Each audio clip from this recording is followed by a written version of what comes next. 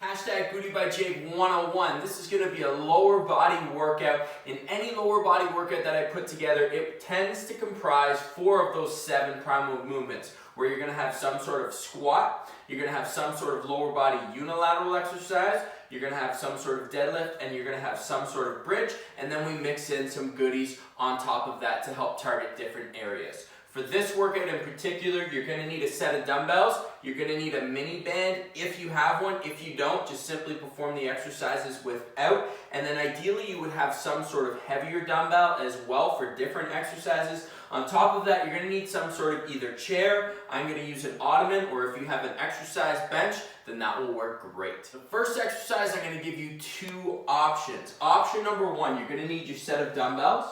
Shoulders back. We call these 12 to 6 lunges. So as if I had a clock, I'm going to lunge forward to 12 o'clock, and then I'm going to lunge backwards to 6 o'clock. Forward to 12 o'clock, backwards to 6 o'clock. You perform all your reps on one side, all your reps on the other side. Same lunge rules apply, so you want to have feet shoulder width apart. You're going to lunge forward. Your front lunge is one of the more challenging lunge variations, so as you perform your front lunge, you want to ensure that you have enough strength and enough power that you can come back while not leaning back. So you push off, spine stays nice and neutral. I recommend taking a pause in between each lunge back and forth so that you can be as stable as possible. And if you need to, you can get rid of the dumbbells.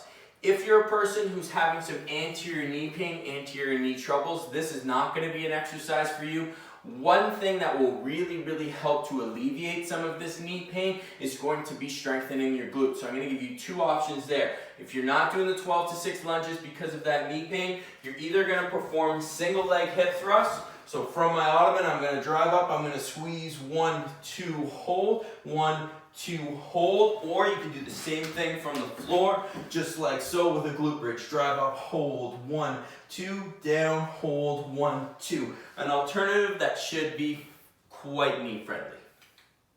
For the next 2 exercises, we're going to superset them back and forth. We're going to be performing goblet squats with a mini band placed just below our knees, as well as hip thrusts with a mini band placed just below our knees. In terms of mini band strength, you should be able to go pretty strong for these exercises. What the mini band is trying to do is collapse your knees together, and we have to recruit our glutes, specifically med and min, to help push them out, so it's going to help to increase glute activation. Same squat rules apply. As I drive down, I'm pushing my knees wide, getting to a point, trying to get to around parallel while keeping my spine neutral. Coming up, squeezing the glutes at the top. Squat down, drive up 2. Squat down, drive up 3. These 2 exercises are the exercises that if you have a heavier dumbbell, I suggest using. Same thing from a side angle view. Down, drive up, squeeze. Down, drive up, squeeze. For my hip thrust, what I'm going to do, place the dumbbell right on my hips, then I'm going to come down, I'm going to walk it out, make sure my knees are around 90 degrees, and then from here I keep my hands on my hip, gaze forward, I'm going to drive up, squeeze and hold, come down, drive up, squeeze and hold, come down, drive up, squeeze and hold. Same thing with both exercises, always being conscious of not letting my knees collapse, pushing my knees out the entire time. When I'm done, I simply come down, put the weight on the floor. That's the safest way to get out of your hip thrust, rest a little bit, and then get right back into it.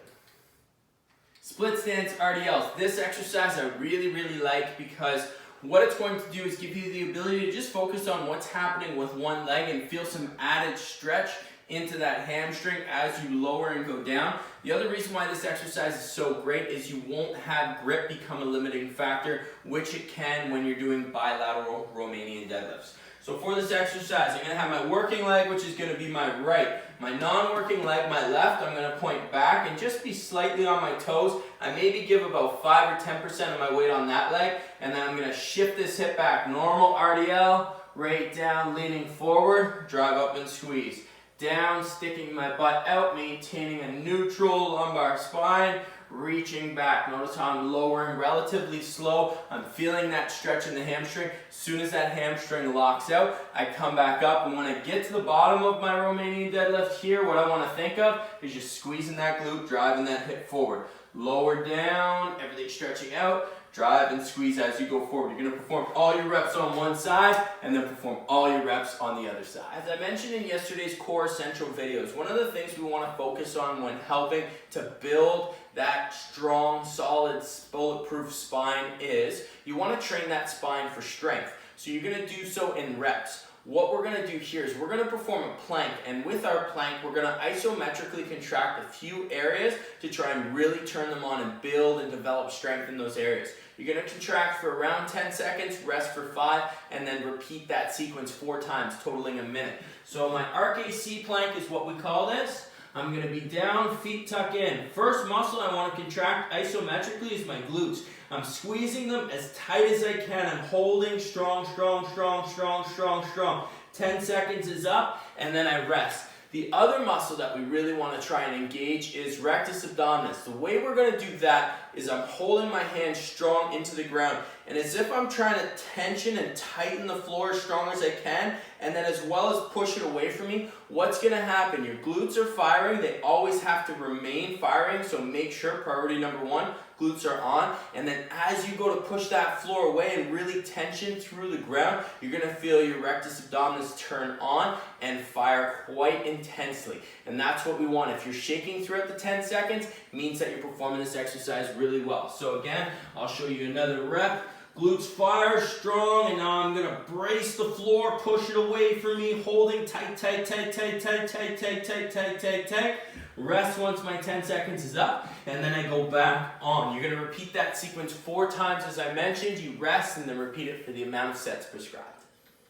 For this sequence, you're going to need a miniband, you're going to need a timer. It's going to be 20, 20, 20. So 20 seconds of kickbacks on one leg, 20 seconds of kickbacks on the other leg, and then 20 seconds of lateral walk. So I'm going to stand, place my hands up against something, 45-degree kickback. So I point my foot out to about 45 degrees. I'm kicking up, 20 seconds. And then once I'm done my 20 seconds, switch to the other side, same thing for about 20 seconds. Once I'm done 20 seconds of that, I'm stepping side to side, back and forth. So it's a 2-step. Leg steps out, leg comes with. Leg steps up, leg comes with. Back and forth. Same thing with this one. You want a band that's relatively stretchy, but glutes are the powerhouse, so you will be able to push it in terms of resistance on your band. Make sure that you're not using a band where you're kind of like this. You want to be able to get some height to it. The other thing you want to avoid when performing this exercise is arching at your back. You want to make sure it's all coming through the glute, and you can feel your glute squeezing as you do so.